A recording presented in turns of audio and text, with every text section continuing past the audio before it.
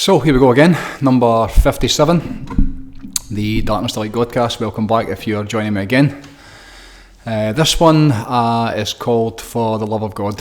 For the Love of God. I'm going to talk about what that is, what it means.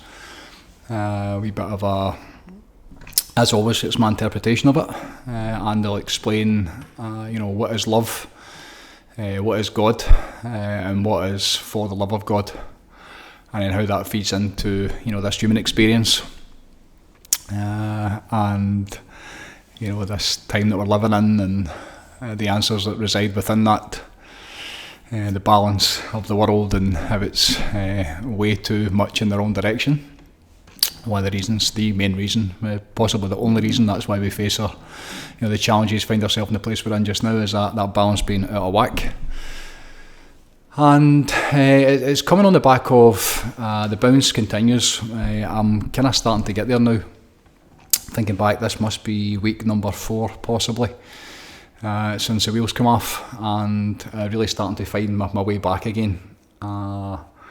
It's been an incredible journey. I've loved it. I can now say that I've absolutely loved it. At the time it was very difficult. I really enjoyed it as I was going through it. It was really interesting to watch how to go from really like being in the light and becoming the light again, through meditation, and really getting it again in a different way, but still perfect for where I'm at just now, and what I was probably needing to receive and to see, and then coming off it and going in the opposite direction, and then being in a place I haven't been for the longest time. As always, you're always expanding, so it's always new places that you find yourself in. There's familiar, I suppose, experiences or feelings or stuff that's familiar to you, where you've possibly been before, especially with the heavy stuff, especially when I wasn't feeling good and it was kind of, feeling things like depression and feeling down. That was very challenging in many different ways. It was like a physical depression. Everything just stopped, and really lost my way completely. But was okay with it, as I've been speaking about on here. I was totally fine with the fact that the knowledge at this point in the game and the work I've been doing over almost 30 years now, that you're not meant to be on it all the time. This human experience and how it feeds into this podcast, making sense of the highs and the lows and the ebbs and the flows and the stops and the goes, as Jill says. To stop and to get off it and to be off it and to be grateful. That will of God, at this point I'm at just now with this work and what I'm doing, and to be grateful for every single bit of it, and be okay with every single bit of it. Listening to one of my kind of spiritual teachers during the week, a recording came up and talking about how the great saints, they're completely okay with the will of God, whatever God wants them, to or brings into their life, or whatever work is presented to them. They were always grateful. Whereas how many people can actually say that when things aren't going well, or you're struggling, or you're suffering, or you're in a place where you wouldn't like to be? And there's many levels to that, obviously, but to be okay with it, and then even the awareness to know that it's the divine will. That's why there's so few saints and have all beings at that level. So the bounce continues. I'm in a really good place just now, to the point where I'm actually thinking of coming back off it again a wee bit. I almost had a coffee the other day, the real notion for a coffee, which I haven't had all year. I've been completely clean since January time. Everything, caffeine, it's been amazing. It's been just brilliant. There's a time to be, having awareness to see what's required, and then to be like deep into it as I've been this year, after the previous probably year and a half of getting the programme, getting all that done and dusted, and then the relaunch of the programme this year. That feels like it's kind of at a place where I'm ready for something else. I'm definitely ready for something else. And lo and behold, when you're aware enough and you understand how this goes together, something else has appeared, which is great, and things are going to be changing massively. The final decision has not yet been made, but it looks like things are going to be changing massively for myself and for my family and for the Vortex and all that kind of stuff, which is great. It's really exciting. I'll speak more about that once the final decision is made. But all that's came off the back of, always, when you're suffering and you're struggling and you're booting things up and down the place and you're not feeling good, then that's when, if you have the ability to be aware and stay in the pocket and get the lessons as they're happening. Contrast, I say it on here, must be almost every week, apologies if I continue to repeat it, but that contrast that shows you what you don't want, if it's not going well and you're suffering, I see it with people in addiction all the time, just doing what they're doing to themselves, no matter what the substance is. But they keep doing it and they keep doing it and they hate it and it's what point do you actually reach where you've had enough and you actually change direction? And most people believe the addiction's got a hold on them. I worked with somebody at the beginning of the week, and something I learned a long time ago, that when you're aware of it and you're conscious of it, then it's a choice. If you're just doing it unconsciously, then that's an addiction. You're just having to do it like continuously and on repeat, and just this never-ending figure-eight loop. But when you become conscious and aware of it, and then when you become, if you're blessed, the ability to see how you can get beyond it, and things like understanding contrast and pain and suffering, and the choice and ability to do things in a different way. Once you become aware of it and conscious of it, then it becomes a choice. As with all of this, every single bit of this work, it becomes a choice. It's fascinating to watch how it all goes together. So it was good going through it. I learned so much about myself, and it's great to be on it. It's great to be flying. It's great to be in that flow state, being in, especially when you're experiencing, divine inspiration and enlightenment. That's what it is. You're experiencing the presence of the divine in some of those meditations. That's great, and it's wonderful. But this human experience and why we're here, and the reasons we're here, whatever your belief system is. For me, it's the journey of the soul. It's me. It's constant evolution and expansion, and from whatever you come in as, how many lifetimes ago, and then that continuous evolution until the point where eventually, for all of us, we do have the direct experience and the realisation, of all that we are. And then who knows beyond that, once this lifetime is over, if you really, really get it and you understand and you've experienced the divine, you don't need to die and go through the religious way of having faith and wait until you get there. If you actually get it in this lifetime while you're alive, then that feels like a massive shift from the being that comes in and is in ignorance and doesn't know. So at that point, the continuous journey of the soul, it doesn't end, and how far that goes, who knows? That's exciting. It's something I'm very, very interested in at this stage, So being on it, it's great. Being off it, this time it was magic because I knew at some point the bounce would come. Jim Rohn used to say there's never been a double night, the sun will always come up. And I had that in my mind a lot as I was going through it, it's temporary, this is temporary, it will pass, please pass, but it will pass, and it has passed, it's definitely passed, it's stuck its head up a couple of times since, but I've changed again as I teach on the programme. What do you need? What is it you actually need? I've been talking a lot about that this week. Last Sunday night we have the members' Sunday service. The best week ever starts the night before on a Sunday night, and it's to really set the vibration before the week begins. It's a live Zoom call, and it's kind of me having a chat about a different topic every week, and then we do some breath work and into a meditation. And this week was all about, straight and narrow as the path was what it was called. And it comes off the back of what I'm seeing and hearing for the people within the inner circle, within the group, the messages I'm getting from the community within the programme. And this is a time for, when you are awake and aware, it's about doing the work. And it really just depends how much work you need to do to get yourself into alignment. And that alignment way of being and living and going through life is the only thing that matters. So that means to be, in that flow state of inspiration, as above, so below, being connected to the divine. Being the flow state is the best way to describe it. And when you've experienced that, then nothing else will ever do. That's what it's all about. It's how you find your way back into that at all times. How you become, steadfast with your practices and the disciplines required to be in that completely, it's a clean, evolved state of constant expansion and excitement, and you've got the awarenesses to understand the role that you play within it, and how things go together, and how things are able to manifest in your life in terms of your life experience, and the realization that every single bit of it comes for you, and the work that you need to do to make it better. That's what the program is. The program is all about, understanding the basics, tools, techniques, the fundamentals, the different modalities and all the stuff that we do, which is all about, mastering the lower self in the beginning, but then eventually, you bring them into your life and your life experience and the stuff that you're doing to yourself and the stuff that you're allowing others to do to you and what you're taking on and what you're allowing into your life experience, what you allow, to affect you, whether it's positive or negative. Then the program is, having awareness to go through life and then, working out for yourself. And self-reliance is the thing that always comes back, isn't it? That's what it's all about. It's about how you don't need anybody, to the point where you actually design your own program. And you know that every single thing that you require, your answers and your solutions and the way forward, nobody can give you it. It needs to come from you because of your guidance system, because of your feelings and your emotions, so that you can, make your way free from anybody. And that's why I've got a massive challenge with coaching.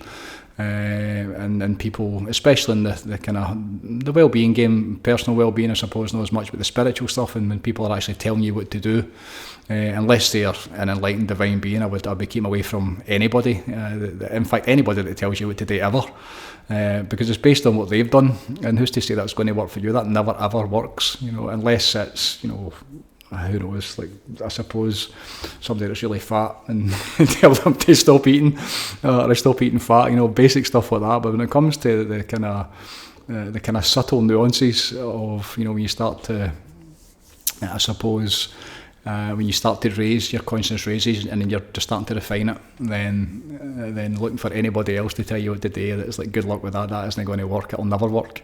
So really interesting, the bit that I'm at. Really excited again, which is nice. I've not been there for the last wee bit. It's been hugely challenging, but so beneficial. It's been great, and excited for what's coming next. Had a wee session yesterday which was fantastic. I was actually in tears yesterday for the first time in ages, which was beautiful. I haven't great for ages. That whole period I kept expecting to greet because I felt that bad, but nothing came. And in the past, and probably for this year, most of this year, I've hardly great. In the past, I've great many tears, and not all the tears are tears of sadness or sad tears. There's a lot of tears of joy, a lot of tears of relief, tears of happiness, healing tears. There's all different types of tears, and I always believe you should never express any emotion.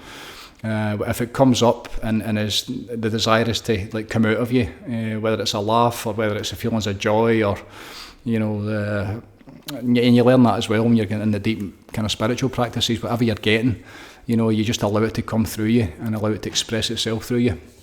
And tears are the exact same.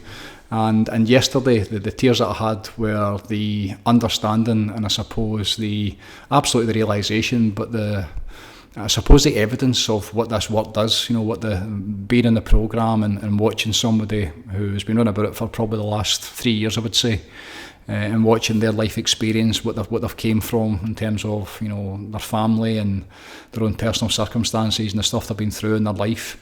And watching somebody who just gets their sleeves rolled up. The way of the peaceful warrior was the thing that came up, just really humble and quiet, and being on it and being off it, but always moving forward and always kind of making progress and living intentional, the art of intentional living, which is what the programme is. And then watching yesterday, hearing where they're at in their journey, what's now unfolded for them, the next step they're about to take.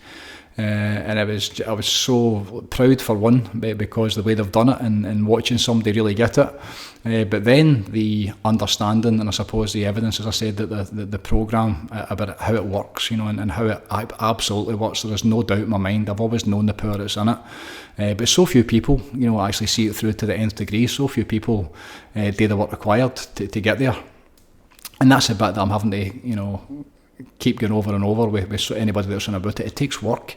This way of living and being, this art of intentional living and the work that's required to get to this place that I'm talking about, you don't get it for free. You might get it as a gift the first session. You might, many times, you walk out here with a cape on, or if you're blessed to go through the whole, the whole reset and reconnect session, or you come to the vortex, or you experience, one of these breath work and relaxation and meditation before you even consider things like cold exposure and heat. It's not about that, it's a reconnection back to the self, reconnection back to the true self and authentic self. So that first time you will get it for nothing, you'll get it for free. But the work that's required when you find yourself, whether it's healing that needs to take place, or it's expansion that's taking place, or whatever part of the journey you're at, then the work that's required to get there and to continue to move up through the levels. Yesterday, watching that beautiful human being, and where they're at just now after probably 3 years, and a real crossroads of the next step, the next level up, was just fascinating to watch. It was great to watch, and it made me remember all the people that come and think they've got it. That they come for a year or 2 years, some of them a wee bit longer. And I used to have them all the time with the breathwork and the cold exposure at the beginning, where they would basically come and they would go through one or two experiences, like a Friday night in, and they would greet for the first time, or they'd experience meditation for the first time, or they would be in the cold for the first time, or whatever it is. And then they would basically fuck off and start for themselves, and start their own online stuff. Some of them are really significant in terms of numbers. None of them are really significant in terms of where they're at, from my perspective. And the sad thing for me that every single one of them, there's been many of them, what they then miss is when they basically come and they steal and they take it as their own and they think they've got it, then they lose access to the previous 30 years that I've been picking up, and the lessons that I'm still continuing to learn. My job is just to get it away. One of the lads during the week, which is something I've said on here many times, I see myself as a teacher of teachers. My intention with this work is to pass it on to those who are helping others. Absolutely. Now they need to have obviously certain, not just for anybody. I have tried that in the past and it doesn't work. That's where a lot of these people come and just take and leave and go, and do their own thing, which is so limited and really disappointing. And I've had to learn how to get beyond that, but the ones that stick around about it, the authentic teachers, the ones that are here for the long haul and are genuinely in it for the greatest good, and there's not that many of them, but those, they continue to learn, because I'm constantly expanding and I'm constantly giving it away, so when they come and get it for themselves and they think they've got a wee bit of it, and then they've just lost access to the rest of it, which has always been quite sad for me, but really interesting at the same time. So great yesterday to see it, and that human being as a teacher, and anybody who's working underneath me within the programme has full permission to pass on everything that I teach them. This isn't mine. I've worked it out in a certain way. I've been blessed with some of the most incredible teachers, and I've really created bridges and shortcuts to enable for me to understand it first and foremost, and then to pass it on. Saving people time and saving them. They don't have the 18, 20, 25 years. The 18 years that it took me to experience what I got, and then the last probably 7, 8, 9 years of finding ways to learn how to teach and pass it on. As long as they're up front, and as long as they give credit to the vortex, which is hugely important. Okay? For somebody to come and just take it and take it as their own. And then start to use what I've taught them, even using different language without giving not just me credit but the vortex credit, then that isn't right. That's something I completely disagree with. Again, because then they would lose access to me. The amount of people that would come for the cold exposure, and some fucking Wim Hof method instructor or somebody would just come and take the experience that it'd take me 20 years to put together with the breath work, and then they go away and they would steal people for the group that would be drawn towards them for whatever reason. And I'm like, you've just lost access to this. You've just lost access to this constant, never-ending, expanding path that I'm on with the desire to help people and give it away. Because the ego jumps in and they take it for themselves. So that credit to this work and obviously the getting access to myself and access to the vortex, that's hugely important. Of course it is. So it's fascinating to watch the whole thing and how it unfolds. I'm in a great bit. The vortex is in a great bit. Very aware this week in particular, and the subject for this, for the love of God, what it is that I'm doing and why it is that I'm doing it, and explaining what that concept even means, for the love of God. Because most people, when they come in, if you were to hear that, for the love of God, the understanding or the interpretation for almost everybody would be that God is this being, again, like some greater than human, so a bigger version of human, whatever that is, divine presence, or some dude sitting on a throne with a beard, and that they would basically have loved this individual being. Hi Murph. this individual being would basically have love, for you as an individual. So God's sitting somewhere in a cloud or in heaven, let's say, if you're a Catholic, or whatever, Christian, or whatever that concept of heaven is. And God is like singling you out and sending you love, and when you pray and you're on your knees and you're that vending machine in the sky, as Wayne Dyer used to say, and you're looking for healing, or you're looking for your answers, you're looking for your solution, and you're basically praying to God to have mercy on you, and give him your grace and give him your love, him give you your love, so that it will make you better, so that it will enable you to get to that place and the bit that you would like to be. A lot of the time it's to do with healing, a lot of the time it's to, you're not happy, or you're struggling, and God basically steps in and does it for you.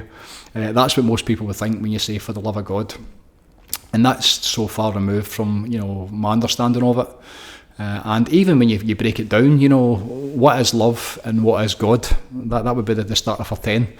And again, love is something that most people, when you think about what love is, to almost everybody on the planet, we would take it straight away to your loved ones and your family environment, whether it's your partner or your children's or your dog. I love you, Murph. And basically what you feel towards them, so I've got a certain feelings within my heart that I'm basically this this feeling that's been generated within my body, and I'm projecting that towards you, or I'm receiving it because you're loving me, and there's an exchange. It's almost like, a lot of the times it's like a horse trade, and most of the time in this low level time we're in terms of consciousness and the human ego, then when you love another human being, you see this, and this is why so many marriages break down. There's an exchange, it's like you do this for me and I'll do this for you, and that's what's classed as love. It's more like a really strong like than what I would certainly I would consider to be love. Love to me is like when I experienced that first time, I experienced that enlightenment. I came back and had the realisation of that's why they say that God is love, because the field of energy, the vibration, this really powerful high level of consciousness that I was able to experience when I came back from it. Once I became it and it became me, and I came back from it straight away, I was like, right, what happened there? What was that? And how can I give it to people? How can I share this? How can I pass it on? And straight away, the phrase that God is love, that came up instantly, because that feeling that I experienced and the desire to be in union with God and to be in alignment with it, it felt best I could describe it from my very limited human vocabulary and understanding of how things go together. It felt like love. Just love I'd never experienced before. Love, the way I love my wife, my Waynes, and times, without end. It was like real unconditional love, and not just the feeling of love, but a field of intentional energy, like a real expression of consciousness. That the best way that we human beings can describe it is that word love. That's what it felt like to me, So that field, that energetic field, that vibrational frequency. It's the way we experience it is through our feelings. You can't get it. You can't really do justice with talking about it, as I'm trying to just now. You need to feel it. You experience it through your feelings and through your emotions. And the strongest way to experience it is obviously through the heart, and this is why when you try to make sense of it, you try to intellectualise it, you try to talk about it, it doesn't carry any power. But if you sit and shut your eyes and you go inside, it's what I do with the breath work, and taking people to remember how they're able to feel. Eventually we get to that place. It's like, who do you love the most? What's the last time you experienced unconditional love? And really feeling what it feels like to give that away, to love another human being, and then to receive it back, and then obviously to include yourself and love yourself. So feeling it is the way to do it, not in the head but in the heart, absolutely. And when we understand the differences in that, which are very different, the difference between somebody standing at a bar full of gear. I've been thinking a lot about Oasis the last couple of days. Oasis consciousness. I'll talk about that in a wee bit. And they're the human being and the human ego. And you imagine like people at the concerts. No offence to Oasis. In fact, all offence to Oasis. But at that level of Oasis consciousness, let's call it, and people just absolutely wrecked. And how much they then have the ability to express themselves. and by telling those that they're with, whether it's through drink or drugs, that they love them, and the peace that's made, which I suppose is a good thing, isn't it? It must be a good thing in some way. But that level of Oasis consciousness love, up in the shoulders, pished with the pork pie hats on, listening to they two, at that level of consciousness. And then, the love that comes for that, amount of people that love Oasis. And I'm going, really? You love Oasis? That's very different from my understanding of what love actually is. And then when you feel, as I did, and I do every single day in meditation, real authentic love, that field of consciousness, how it expresses through a feeling that the best way we can describe it is the word love. Real love, the love of God, the love of the divine, then that's very, very different, So that's what love is. That's the difference with love. Very, very different. So that type of love, and then for the love of God, when you then go into what is God, and again, this is where it's very, very different because most people probably don't even have an idea. Or any way if you ask them straight what is God, they would go straight to religion, especially here in the West. What is, and then if you to really sit them down and get them to explain it and back it up, because all they're basically doing is regurgitating what they've been taught, whether it's in Sunday school or whether it's through their education, or whether if they do go to church, which hardly anybody does anymore anyway. But the understanding of what God is again, it's really quite askew. So for me, God is there's a source, and that word it carries so many connotations, the word God, and I do use it obviously a lot, but I don't like to use it because I can feel it within myself, what it does, what other people are getting from it. It's the source of all creation. It's the, so you go back to where everything came from, everything. Now, take a second to contemplate that. Me, you, the dog, every single thing. I'm looking outside the window and I can see the flowers, I can see the sky, the sun. We are blessed with the sun just now in Scotland. It's absolutely wonderful. The human beings that are out there, the animals, the kind of pets, the trees, Mother Nature, and then up and beyond, this realm. Every single thing that's ever been manifested in this universe, it comes through the source. And that source, for want of a better word, you would call that God.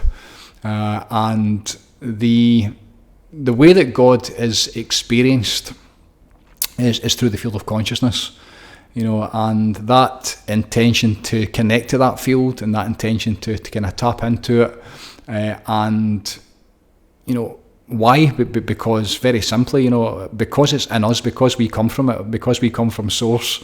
Then we absolutely carry it inside of us. Of course we do, 100%. That's what meditation is all about. That's what this journey is all about, is to remember that divine presence that we came from, and living from that place and being in union with it as you go through this life.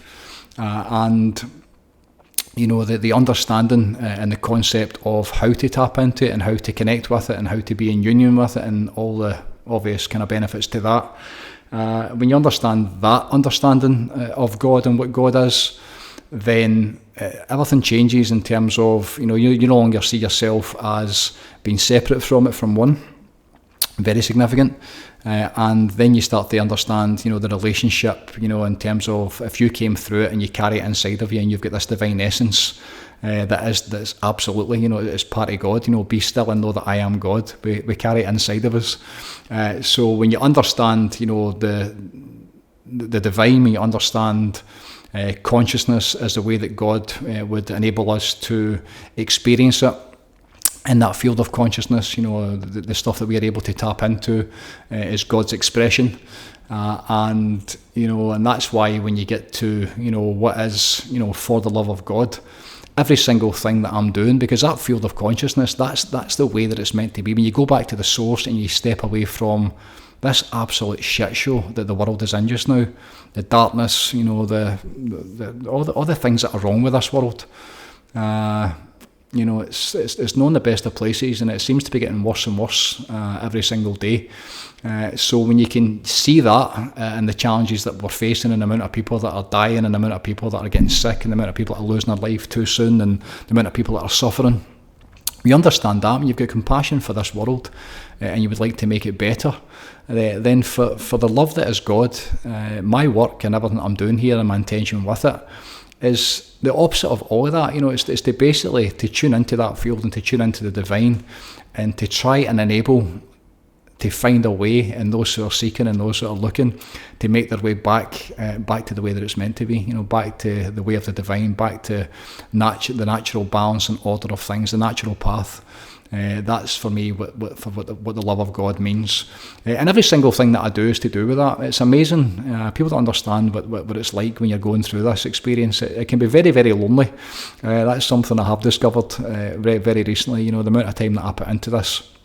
And I'm not looking for anybody. I've got the inner circle and I've got my family, absolutely. But in terms of my own work and how probably isolated you are, one of the biggest things that I took out the last phase was like, who do I go to for help? Who do I go to for answers or information or inspiration? Nobody.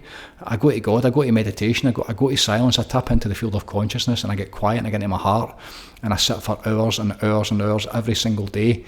And then I continue that into my life, and that's really one of the most important parts, because once you understand what it is, and once you understand this way of living and being that makes every single thing better, then eventually the desire is to bring it into the world. And that's what this work is. That's what I'm doing, is try to bring it into the world, so that people can, transcend their ignorance. Ignorance just means we don't know, and understand that all the while, as you go through life, as difficult it is and as challenging it is for so many people, there's a different way of living and being and doing things that so few are even aware of.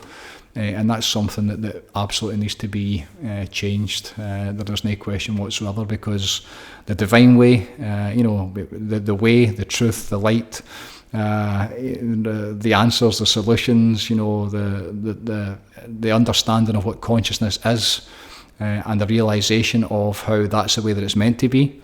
And then you get to see this world and where we're at and how far removed we are from how it's meant to be, and then the reality and the evidence as to how it's going together and why so many people are getting sick and why so many people are broken.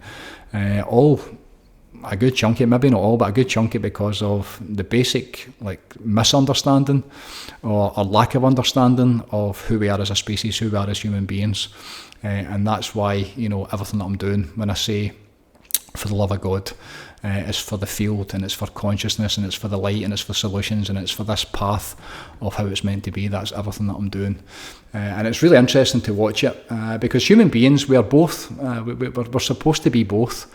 It's certainly at this level of consciousness that we are at. Where the lower self, obviously you're born into this physical body. You can't not have an ego and be in this human body. And people ask all the time, what is the distinction between, the higher self and the lower self, and how do you know if you're in the ego, and how do you know if it's God's will? And the minute it becomes about you, in terms of the lower self, Jim, whenever, like Jim reaching for fancied a coffee the other day, the question would be, number one, how would that make me feel? And it gave me the fear, because I realised I wouldn't sleep that night, and I've been sleeping great for the last 8 months. And that's even with any caffeine, not just a coffee, but any like black tea or anything like that as well. And that feeds into, again, the lower self would be stuff that you need to do, or stuff that pulls you, the desires in this lifetime. Again, oasis consciousness, like the desire to go to a concert, the desire to go and get pished, the desire to go and escape reality and jump about like a lunatic, which can be anything. It can be the football matches, it can be a night out, it can be watching crap on the telly and escaping into a different reality in that way. Watching the UFC just now, the distractions and the illusions of the circus, the whole thing that's going on in America with Trump and Epstein, and all the stuff that takes place in the world. A lot of that, most of it's distractions and illusions by design to keep us in that place of being preoccupied and in the lower self, and trying to be right and trying to make sense of stuff. That's the ego level of consciousness. When it's about you, it's about the lower self, it's about the desire to be right, the need to prove somebody else wrong, and the desire to choose a side and fight that corner. That's all the ego stuff.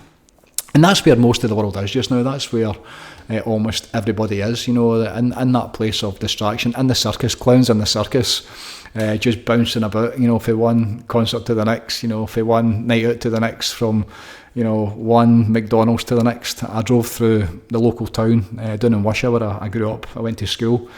And it was really sad, if I'm honest. I remember Wishaw back in the day, and I sound old when I'm saying this. I'm 53 now, so going back probably 45 years, and remembering like how vibrant the town centres would be.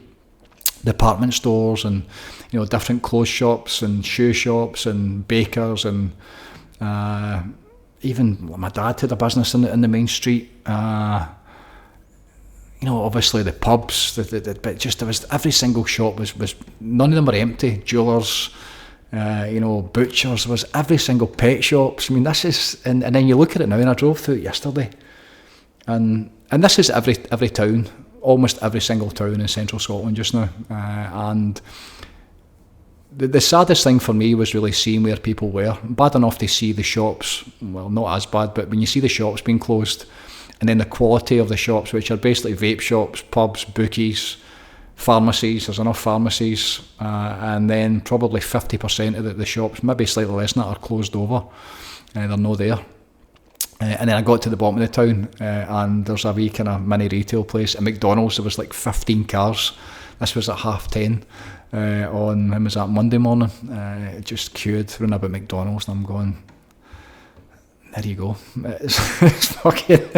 It's not right, and it's really, really sad. And the saddest part is just really seeing where people are at. Just there was a real kind of hopelessness is maybe too strong a word, and no disrespect is intended to anybody, but a real kind of seeing where people, you can see people's energy, and I don't mean in terms of the glorying about them, but you can see that their level of health, and you can see this, a couple of people, young men that I saw probably in their 30s, the stress that was in them, it was really, really sad. It wasn't good at all, and just watching where the world is, and seeing like how it just seems to be getting worse and worse. How the rich get richer, and the ones that control the world, and the way the world seems to be going towards wars in so many different areas just now. The ultimate suppression has always been war. And when you see where humanity is, and you see where the level of consciousness is, and you see how much people are suffering, and it obviously doesn't work. That this way of living and being doesn't work. It doesn't. It really doesn't. The evidence as to how people are making their way through life, sickness, disease, illness, the amount of stories I hear about people, the horror stories when they're trying to get themselves into a doctor, or make their ways if they're waiting for an operation, or a challenge that people face with the wrong diagnosis, and then wrong prescriptions of certain ailments, and blood tests gone wrong, and it's like the whole system, every single thing that you look at, it doesn't really work, and easy to see why, Oasis consciousness, human ego, low level, distracted, in the zoo, in the circus, why so many people are being suppressed and how they're being suppressed. Then the evidence as to how we're living and how we're being, the people are in a constant state of survival. So it's really difficult these times that we're in. And that's the hardest part for me. That's the biggest challenge that I face, because at the same time, that there's, as well as being the lower self, the ego self, at the same time, within every single one of us, that's what I discovered. That was the biggest thing that I discovered. If it's in me, it must be in everybody. Because I used to go to school in Wishaw, and I walked up and down that high street, and I used to go to City Bakeries for my lunch, and Greg's next door, and played football, and I was just the same as everybody else. But then an intentional journey to discover who I was and what this life experience was all about, to experience the divine. The way that I did that, and the reasons that I did that, and for whatever, to get what I got, and experiences that I received, when I really got it, and I really saw through the veil, and experienced, was a big word. Experience is a big word. You can't get it for somebody talking about. You need to experience it, but to know that power of God that's inside every single one of us, to know the power of the divine that's inside every single one of us, when you know that that's an absolute fact. When I come back from that first experience, one of the first things I thought of was, holy fuck, if it's in me, it must be in everybody. I've just spent the last, whatever it was, 18 years every single day to experience this, because of the books I'd read and the yogis I'd listened to, and the advanced spiritual teachers. So if it's in me, it must be in everybody. So when you see people that are suffering the way that I saw driving through Wishaw, and the way that I see every single day, when you see people are suffering, you've got compassion for the world, and you've got empathy for other human beings, and you would like to help them find relief. When you understand that the power of the divine, that divine consciousness is inside every single one of us, and then you see that so few people living in that way, or are being able to gain access to this power that should be taught the minute you can understand, the minute you get into primary school, the minute you make your way and you can comprehend, because they're teaching you prayers anyway, just the stuff they're teaching you is just passion, doesn't work. But when you can understand, the power that's inside of you, and you understand the significance of being able to switch off your nervous system, which is basic breathing. Every child should be taught how to switch their nervous system off. Every child, because when you teach a child how to breathe properly, anxiety literally becomes a choice. That's switched on chronic stress. The ignorance for the parents, and the parents don't know, and where else are the kids going to get it? And the system, whether it does know or it doesn't know, it's wrong in terms of the food that they're getting. The amount of kids that are basically getting battered with different E numbers and sugars and fats, and there's just fucking stress. The amount of stress that's inside your system, the poison that's labelled as food. And the negative impact, so you're talking about basic awarenesses, and things like learning to breathe properly, the ability to switch off your nervous system, the ability to understand what it feels like to be at peace, to have not that never-ending figure eight loop of chronic stress in your system that propels you forward onto what's next, just the ability to stop, to sleep properly, to be easy, to experience like peace of mind, to calm your nervous system. Things like breath work and even cold exposure, how to stand in a cold shower for a couple of minutes and then experience the benefits that happen when you basically bring in a wee bit of good stress, and then under relaxed conditions and intentional conditions, how that switches off the chronic stress and gives you like a break, and it switches off your system in a way that it's meant to be, so you can experience that balance. And there's a time to be switched on, but not as your normal mode of operation. That's not the way that it's meant to be, and the way that so many people are getting sick because of that chronic stress, whether it's through the diet or the stress or the whether it's wherever the stress is coming from, whether it's the Wi-Fi or the invisible stresses, the worries, the fears, the uncertainties, the traumas, the things that we keep playing over in our mind, all that stuff. There's a way to get beyond every single bit of it. So the understanding that we are both, that's the bit for me. We're human beings. We're meant to go and see Oasis, if that's your thing. Go and get pushed or do whatever you need to do. But at the same time, to think that so many people, I wonder what the percentage would be, the amount of people that make their way through this life and get to the very end of it and just, what the fuck was that all about? What just happened? And neither wonder that the Indian traditions and, like say, the dots, no feathers, the yogis, they believe in the journey of the soul and past lives and the ability to come back many thousand times. How many people go through life and just get to the end and go, what the fuck happened? Just lying in your deathbed, and if you've got a strong religious belief, having faith that the next bit's going to be better and you're going to get to the gates, if it's whatever it is, St. Peter or whatever the story is, and you go up and you're going to meet God, and then whether you've been a good human being, and what is good? How many people are making their way through this life in goodness just now? None. No many, because they survive. Maybe not none, but no many, because of the survival state that we're in. So we are both. There's no question about it. The lower self and the higher self, and it's all about being in balance. That's the thing. It's all about the yin and the yang. The fact that we're here for the life experience, the fact that we are in these bodies, and the fact that we do have egos, but at the same time having awareness to understand that there's a spiritual essence that's present in every single one of us. We come in with it, we come from source, and we're born with it. We carry it up in our hearts and in our souls. That divine presence is in every single one of us. And to think that so many go through life, and you can't get there with religion, so to think that so many people go through life without the direct experience of that's what spirituality is. Spirituality is a direct experience of the divinity that you carry inside of you. That's what enlightenment means. That complete realisation, and Wayne Dyer used to say you can't get wet for the word water, so it's like putting your face in the bucket of water and then understanding what that actually means and what it feels like, as opposed to somebody telling you about a bucket of water, you've never seen it before, and explaining what it's going to feel like, and you don't actually get it. You've got faith that it's there, but there's something very different about when you actually put your face in that cold water and you know what it feels like. Then you're coming from the known. And that's where spirituality is very, very different.